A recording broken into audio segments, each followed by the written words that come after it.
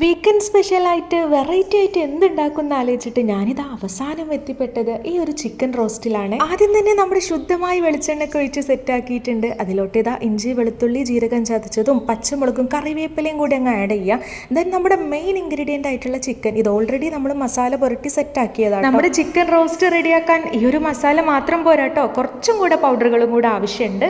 അതാ നമ്മുടെ കുരുമുളക് പൊടിയും മല്ലിപ്പൊടിയും ഗരം മസാലയും കൂടെ ആഡ് ചെയ്തതിന് ശേഷം കുനുകുനാന്നരിഞ്ഞ് വെച്ചിട്ടുള്ള ഈ വല്യുള്ളിയും കൂടി അങ്ങ് ആഡ് ചെയ്തിട്ടൊന്ന് വേവിച്ചെടുക്കാം. ഇനി നമുക്ക് നമ്മുടെ നെക്സ്റ്റ് പരിപാടിയിലോട്ട് കിടക്കാം. അതിനായിട്ട് ഇതാ ഒരു തക്കാളി എടുത്തിട്ട് മിക്സിയുടെ ജാറിലിട്ടിട്ട് നന്നായിട്ട് അടിച്ചെടുത്തിട്ടുണ്ട്. അതങ്ങ് ഒഴിച്ചു കൊടുക്കുക. കുറച്ച് മല്ലിയില ഇട്ടിട്ട് ഇത് നന്നായിട്ട് അതിൻ്റെ ആ ഒരു വെള്ളമൊക്കെ ഉണ്ടല്ലോ അതൊക്കെ വറ്റി വരുന്ന വിധത്തിലാവും. കുറച്ച് വെളിച്ചെണ്ണയും തേങ്ങാക്കൊത്തും കറിവേപ്പിലയും കൂടി ഇട്ടിട്ട് വീണ്ടും നന്നായിട്ട് അങ്ങ് മിക്സ് ചെയ്ത് കൊടുത്താൽ നമ്മുടെ കിടിലൻ ചിക്കൻ റോസ്റ്റ് ഇതാ ഇവിടെ റെഡി ആയിട്ടുണ്ട്.